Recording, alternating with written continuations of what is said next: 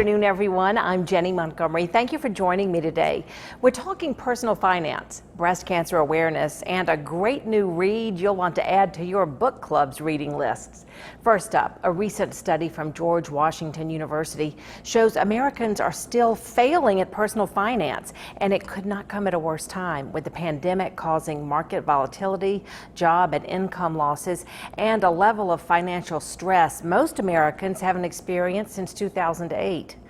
Do you ever have these thoughts? I will always struggle with money, or only lucky people get rich. You're about to meet a self-made millionaire who has interviewed more than 1,300 of the world's wealthiest people. He says these are the top myths people associate with money. Making money is hard. Money is evil. You need an Ivy League education to become rich. This one sounds familiar. Money will make you happy. And the final big money myth, middle class means you've reached the American dream. Steve Siebold is the author of the book, How Money Works. He joins me now from Fort Lauderdale Beach in Florida. And Steve, you say that it is time to break some of the misconceptions we all have about money. Yes, absolutely. I was interested in some of the myths that you're really specific about after your years of interviews with really, really rich people. And you say that, like, the biggest myth people have is that making money is hard. Yeah, it's one of the things we're kind of programmed to believe, that this is a very difficult thing to do. And the truth is, in a free market capitalistic system like the United States, it's just about solving problems. So if you get a job, you're solving a problem for an entity or an individual. And if you start a business, you're solving a problem for your customer base. But it really is about solving problems. And the bigger problem you solve, the more money you make.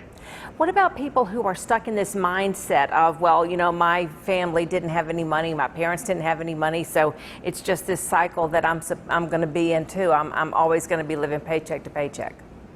Well, I've been interviewing self-made millionaires since 1984, so 36 plus years, over 1,300 personal face-to-face interviews around the country and some internationally. And most of the people I interviewed came from nothing, came from the same background of just the middle class or below middle class, and they built themselves up by solving problems for either large problems or small problems for a large amount of the population. So really anyone can do it.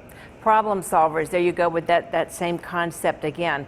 Another thing that you say, you know, forget about this, it's not a requirement. You don't need an Ivy League education to be a millionaire.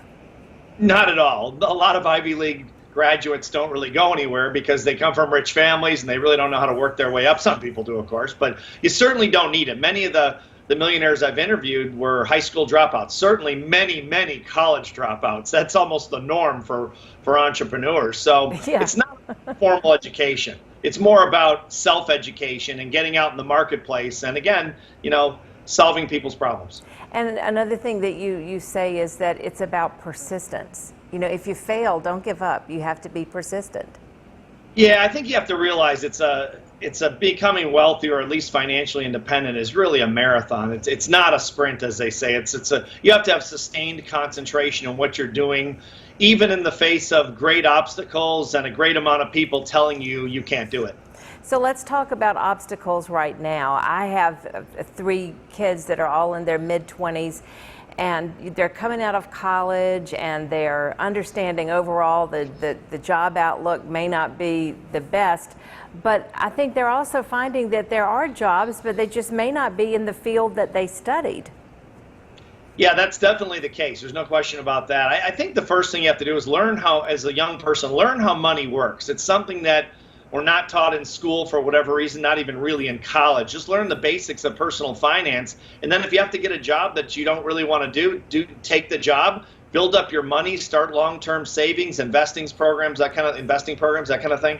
And then look for your ultimate job or your ultimate business. You know, the grass is always greener on the other side. We just think, you know, if we had money, we'd be happy. Yeah, all the studies really indicate that money really doesn't increase happiness. Once you get to about $70,000 a year in the United States, at least in effective income, happiness really doesn't see a big increase. It's buying a lot of things and having bigger homes and fancier cars really doesn't make people happier, again, according to the studies, but it does make your life a lot easier. And I I would go after financial independence for that reason alone. What do you think is a great way for people to start understanding about personal finances? Is there anything you recommend? That's why my co-author and I, Tom Matthews, who's a 40-year veteran of the finance industry, we wrote this book so a 14-year-old kid could understand it, how money works. And so they won't be a victim to the banks and the financial service companies that really have been ripping off the American public for 150 years. Because people are ignorant about money, they don't know the basics. If you learn the basics, and again, any 14-year-old kid can learn, especially in this book. That's why the book is the #1 selling personal finance book in the country right now, because it's so simple and you can read it in an hour, and then you arm yourself against the financial service companies that want you to stay ignorant so they can get richer. Oh, I love it, and it's such a simple title, How Money Works. How can our viewers get the book? They can get it on Amazon.com. That's the easiest place. Absolutely. Thank goodness for Amazon, especially in the pandemic. They solved the big problem. Right? They solved a huge problem for us. I want to ask you one last thing before we go, Steve. One final myth: middle class means you've reached the American dream. Yeah, I think middle class means you're going to struggle financially your whole life, as most of our parents did and our grandparents did, even if they were able to reach the middle class, which used to be sort of the American dream. Now I think what you want to look for is financial independence. So you never have to be beholden to anyone else, any entity, any job, any corporation, or anyone else for that matter, for the rest of your life, because you control your finances, which means you control your life. Steve Siebold, author of How Money Works, thank you so much for enlightening us this morning, for sharing some of these Mythbusters with us. I appreciate your time, sir. Thank you. Up next, I'm excited for you to meet the author of a new novel, A Lifetime of Men. It's a catchy title, but you may be in for a surprise. We'll be right back.